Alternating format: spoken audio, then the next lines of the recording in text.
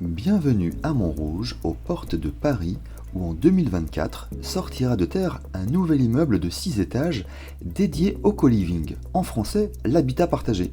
C'est en 2022 que la ville de Montrouge et le groupe Le Bozec Immobilier ont lancé un concours d'architecture pour la maîtrise d'œuvre et c'est l'agence Saoma Architecte qui l'a remporté. Nous avons rencontré Flavia Cavallari, architecte associée au cabinet d'architecture Saoma à Paris.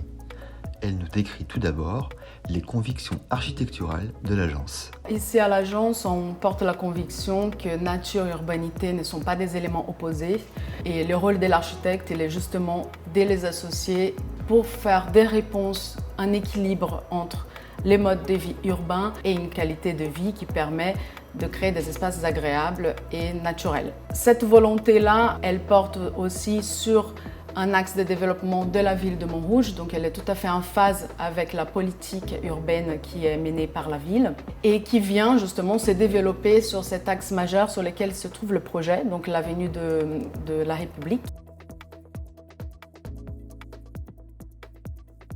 Nous sommes à l'entrée de Montrouge en face de Paris et qui va donc faire ces liens justement en densifiant la situation urbaine mais en apportant aussi des espaces qualitatifs qui vont permettre à la nature de s'installer en ville et répondre à ce besoin qui est celui de l'homme de vivre dans des espaces à la fois urbains et naturels.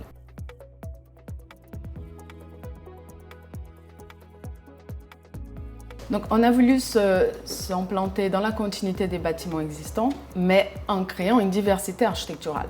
Donc cette diversité, elle vient par la forme même du bâtiment qui se met légèrement en retrait par rapport à l'alignement sur rue et qui crée ce jeu des balcons qui va à la fois dessiner des lignes qui sont très emblématiques du projet, mais aussi qui va créer un support végétal sur toute la façade et sur toute la hauteur de la façade. Donc ces lignes qui sont créées par ces formes de balcons, ce sont des lignes courbes qui vont aussi renforcer cette continuité visuelle entre Paris et Montrouge. Ces lignes-là, ce sont des lignes de force qui vont guider naturellement les regards vers la perspective du centre de Montrouge et vers Paris. Donc c'est une perspective réciproque. Et nous, on a porté aussi une attention particulière au traitement de la façade côté cour, puisque c'est une façade qui a une vocation à être en pignon aveugle. Or, on ne l'a pas traité comme un pignon aveugle, on l'a traité comme une façade urbaine avec une matérialité translucide, puisqu'on n'a pas le droit de prendre des vues selon les réglementations d'urbanisme. Et on a aussi des espaces extérieurs dédiés à chaque chambre, donc des espaces complètement intimes